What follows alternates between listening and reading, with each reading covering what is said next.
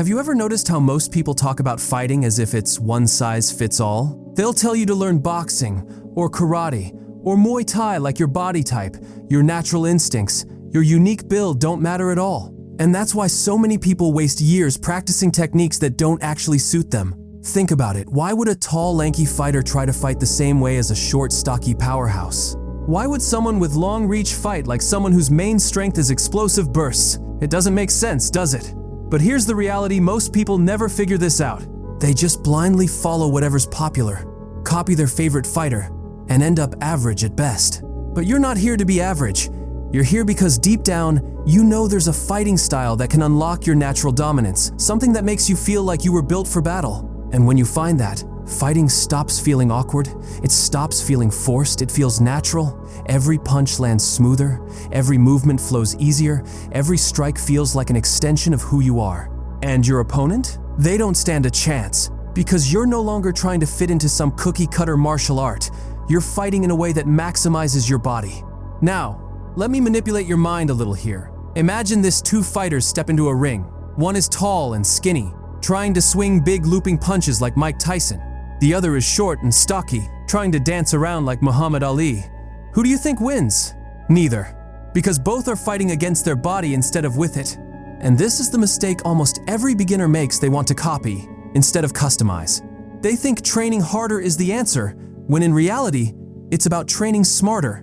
You don't need more years, more sweat, or more struggle, you need alignment. You need to fight the way your body was designed to fight. And here's the dark truth most coaches won't tell you. The fight game is brutal. If you train the wrong style, you're not just wasting time, you're putting yourself in danger.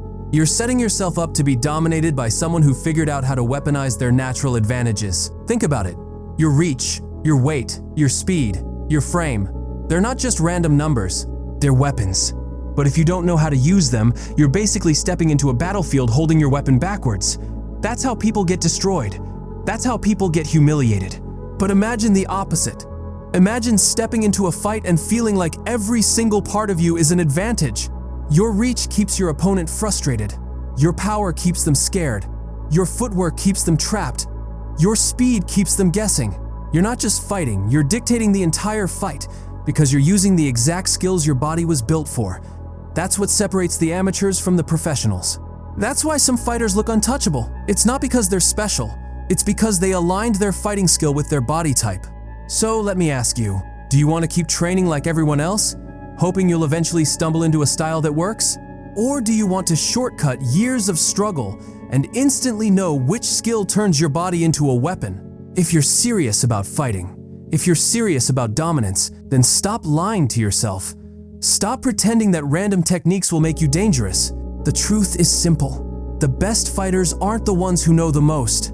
They're the ones who fight in the way their body demands. And today, I'm going to show you exactly how to discover yours.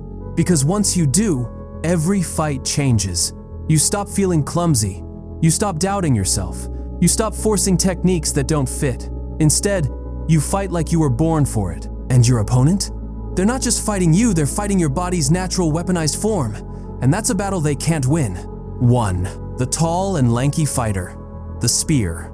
If you're tall with long arms and legs, stop wasting your gift by fighting like a bulldog. Your body is a spear, not a hammer. That means your power isn't in brute force, it's in control, in range, in making your opponent drown in frustration because they can't touch you while you tag them over and over again. Most tall fighters fall into the trap of brawling inside, where their reach advantage disappears. That's suicide. Your greatest weapon is the distance you create. You are designed for striking arts that weaponize length Muay Thai with its devastating knees and teeps, kickboxing with snapping long-range kicks, even fencing-like boxing styles built around the jab. When you jab, it's not just a punch, it's a wall. Every step your opponent takes forward is punished. Every attempt to close the gap turns into desperation. Here's the psychological trick: you're not fighting them, you're training them. Every time they try to come in, you punish them. Soon, they'll hesitate. That hesitation is death, because the moment your opponent pauses, you own them. Tall fighters are not meant to play defense, they're meant to dictate the battlefield. So if you're lanky, stop throwing wild hooks, stop chasing knockouts, and start becoming the spear. Sharp, precise, unavoidable. 2. The short and stocky fighter, the cannon. Now, if you're short, wide-framed, naturally built like a tank, your job isn't to run, it's to collide. Your body is a cannonball, and cannons don't fight from a distance, they crash through walls. You will never win a long-range battle against a taller fighter who can jab your face off. That's not your war. Your war is inside. Your strength is explosiveness, compact power, and relentless pressure. Boxing with tight hooks and uppercuts, wrestling with clinch dominance, judo with explosive throws, all of these were built for you. Here's the manipulation I want burned into your brain. Every second you're at a distance, you're losing. But every step forward you take, every inch you close, is a step toward victory. Stocky fighters are nightmares up close because their very frame generates terrifying power at short range. Your punches travel less distance, which means they land faster and harder. Your center of gravity makes you a monster in grappling exchanges.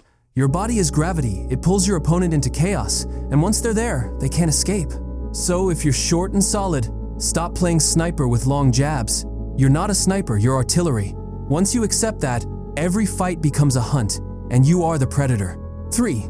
The average built fighter, the hybrid predator. Now let's talk about the majority of people. Average height, average weight, average build. Here's the secret. Being average doesn't make you weak.